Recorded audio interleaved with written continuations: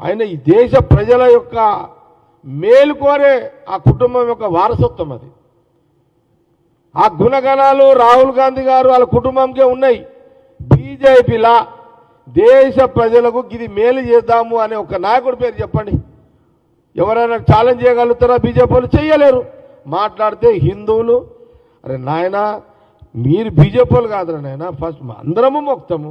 ఇప్పుడు నేనే ఉన్నా, నేను సీతారామ కళ్యాణం బ్రహ్మాండంగా చేస్తా. బీజేపీలో తెలంగాణ ఒక్క నాయకుడిని ఏమని చెప్పు. సంగారెడ్డిలో సీతారామ రామ్నగర్ రామ్ మందిర్లా నేను సంపాదించిన పైసలు, రియల్ ఎస్టేట్లో సంపాదించిన పైసలే, నేను ఆడేం కొట్టుకురాలే.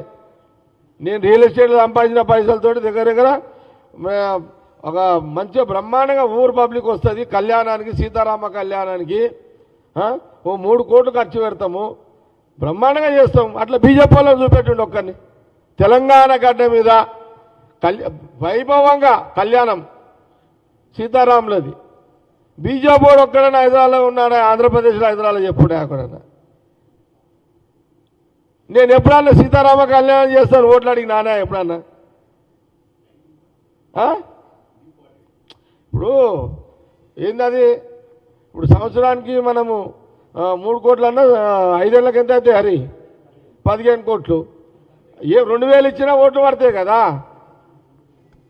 ఎవరైనా తీసుకుంటే ఉంటే, నేను ప్రజలను అవమానిస్తలేను, ఎవరైనా తీసుకుంటే ఉంటే అది భక్తి అంటే ఇది. మాది, నేను కాంగ్రెస్తోనే కదా, కాంగ్రెస్ పార్టీ వర్కింగ్ ప్రెసిడెంటే కదా.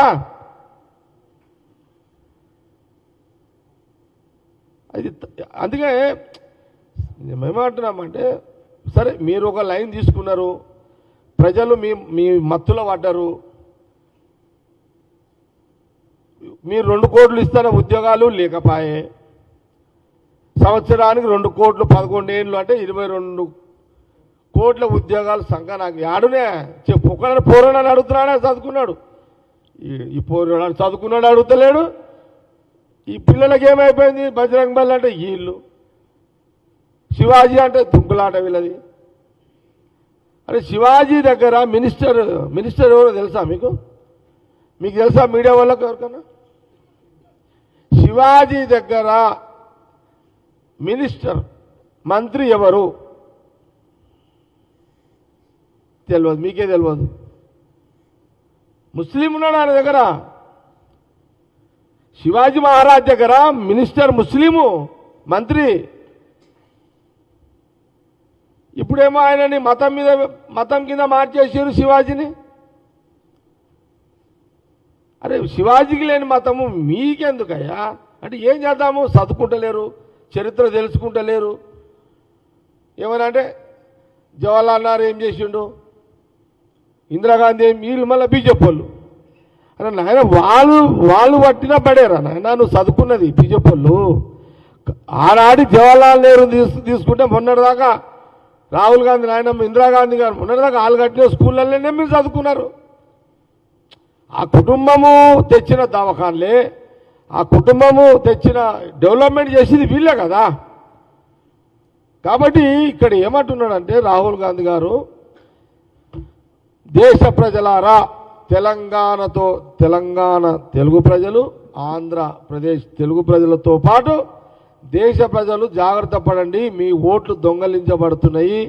రాజ్యాంగాన్ని, అంబేద్కర్ రాజ్యాంగాన్ని ఎత్తివేసి కుట్ర జరుగుతున్నది రాను.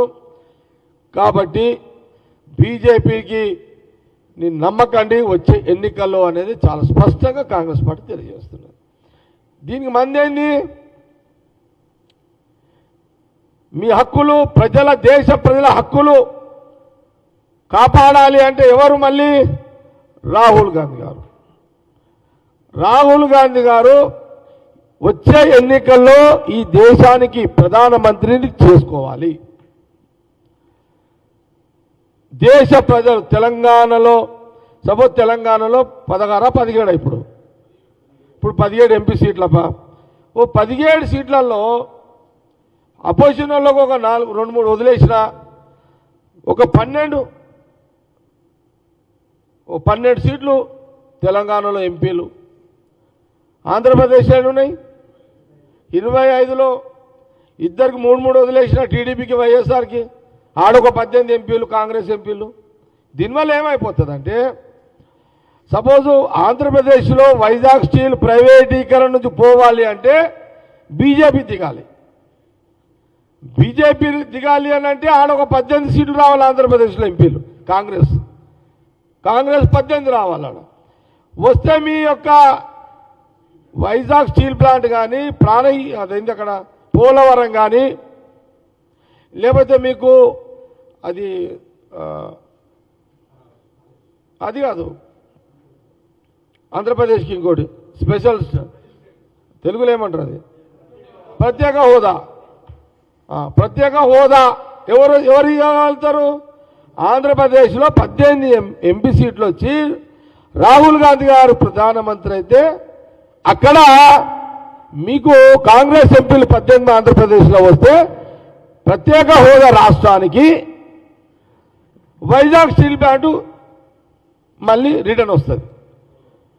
పోలవరం ఇదే కదా రాహుల్ గాంధీ గారి కమిట్మెంటు. ఇక్కడ తెలంగాణ ఇస్తానని ఇచ్చేసిండు, ఆడ 3 ఇచ్చేస్తాడు మళ్ళీ మీకు. పోనీ ఇది చంద్రబాబు నాయుడు గారితో జగన్ తోడు అవుతుందా? కాదు. వీళ్ళిద్దరు పోయి మోడీ గారి దగ్గర కూర్చొని చేస్తారా? చెయ్యరు. మరి ఎవరు చేయాలి? ఆంధ్రప్రదేశ్ ప్రజలు కూడా ఆలోచన చేసుకోవాలి. అట్లాగే తెలంగాణలో కూడా ఇక్కడ కూడా 12-13 ఎంపీ సీట్లు వస్తే ఏది డీలిమిటేషన్ కాకపోతే డీలిమిటేషన్ అయితే ఎన్ని వస్తాయి ఎంపీలు? 25 వస్తాయి. 25లో తెలంగాణలో ఒక 20 మళ్ళా కాంగ్రెస్ ఎంపీలు, ఆంధ్రప్రదేశ్లో 30 అనుకో, 36 అనుకో, మళ్ళా అడుగు 30 ఏదో అడిగాను. నేను ఏమంటున్నంటే ఇప్పుడు మనం బతకడానికి మన ఓటు ద్వారా మీరు ఇవన్నీ ఆలోచన చేయకుండా మీరు ఇట్లా ఓట్లని ఖరాబ్ చేసుకొని తర్వాత యువని తిడితే ఏం లాభము? దేవుడు కూడా ఏం చేస్తాడు? మీకు ఇచ్చిండు కదా, దేవుడు ఏమంటున్నాడు? అరే నాయన మీ ఓటు సద్వినియోగం చేసుకొని అంటాడు దేవుడు కూడా. నువ్వు ఓటు ఒకరికి వేసి దేవుని మొక్కితే దేవుడు ఏం చేస్తాడు? భగవంతుడు కూడా ఏం చేయలేడు కదా. అందుకే రాహుల్ గాంధీ గారు పదే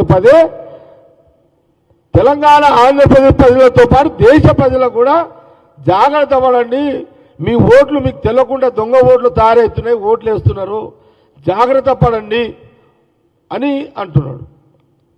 ఎప్పుడైతే ఇప్పుడు సపోజ్ ఈ దేశంలో 540 ఎంపీలు 500 ఎంపీలు ఎన్నికలు జరిగితే